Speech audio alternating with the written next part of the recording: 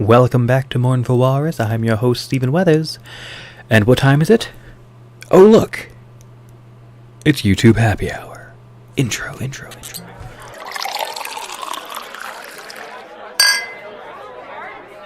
So, what do we need? A glass, bitters, and half a mousse of sugar. Or a sugar cube or two if you have sugar cubes. I'm not that fancy. So, we take the mousse of sugar, half mousse. It's not a full mousse, half mousse. Put it in the old-fashioned glass. Take yourself some bitters. Add a handful of drops, depending on your preference. I like it a little strong in taste. It's not necessarily incredibly strong itself. Hey, bloop, bloop, bloop. I think the recommended is like 4 drops. 2 drops. I like to do 4 because I'm fancy. So, you've got that in the, you got your sugar and your bitters. And then what else do you need? You need a splash of water. Perfect. You also need a spoon. And then stir. This is the worst part of the drink, because you're trying to dissolve sugar into cold water. Good. Once that's kind of dissolved as best you can, ice. Preferably a large sphere of ice, or just a large block of ice, but I don't have one right currently with me, so I'm using several melted ice cubes because something came up before I recorded this and they're kind of melted. Don't add the water, I guess you could. It's not that crucial. Perfect. Beautiful. You've got water, you've got ice, you've got bitters, you've got sugar, just a splash of water for the most part. And then you're basically done. What's that? I'm missing something. You're right. Add bourbon. Preferably with more ice, but whatever. The ice would take up more room, so it's not a giant glass of bourbon. But then, what about a garnish? You're right. What we need is a citrus peel. Now, I guess you could use it just like this. Just peel it right off the orange in my case, or a lemon or a lime, whatever it is. I think the preference is an orange, but either way. But I'm sorry, that's not good enough. You're not going to get the oils out of that peel well enough on its own. So what do you need? You need a bit of flame, which releases the oils in the peel.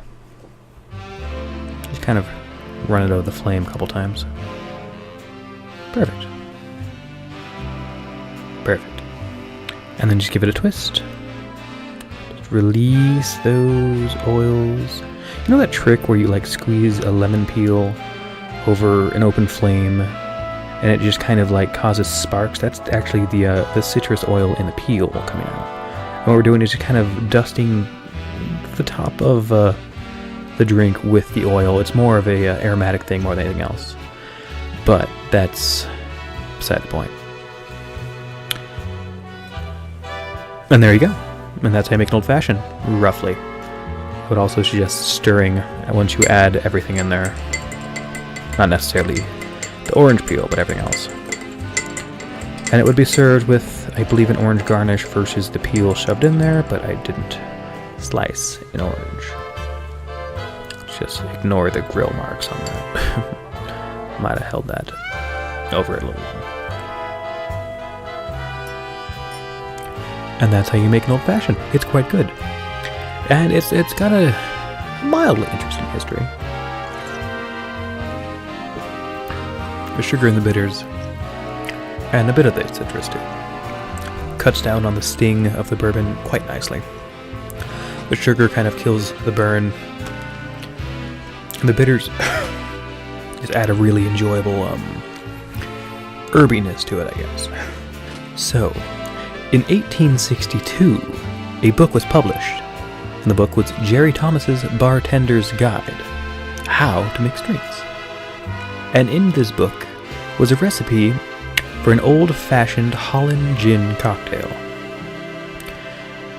Crush a small lump of sugar in a whiskey glass containing a little water, add a lump of ice, 2 dashes agnostia bitters, a small piece of lemon peel, 1 jigger of Holland gin, and mix with a spoon and serve. That's pretty damn close, but I believe that was the first recipe for something roughly an old-fashioned. Because that's an old-fashioned Holland gin cocktail. This is an old-fashioned. There's a difference.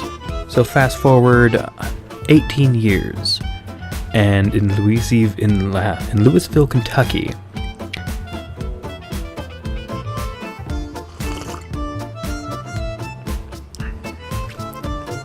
in a small private social club called the Pendennis Club, I believe that's pronounced right. They say, the legend says that was the very first old-fashioned. James E. Pepper. He was a bartender and a bourbon aristocrat, which, hey, I didn't know that was a thing. But it's said that he had invented the drink in Louisville, and then he brought the recipe to the Waldorf Astoria Hotel bar in New York City, the same hotel which is known for the Waldorf salad. Fun fact. And supposedly, what is wrong with my camera? Autofocus isn't even on. What the hell is your issue? Bastard. Whatever. I've been your host, Steven Weathers. This has been a quick YouTube happy hour. I'll see you guys next week, and also randomly throughout the week, because videos that aren't this sometimes. What is wrong? I need to calibrate my camera, apparently. Could have swore that autofocus has been turned off for months. Whatever the case. I'll see you guys later. Later days, and some kind of catchphrase involving liquor. Candy is dandy, but liquor fucks you up. Later days.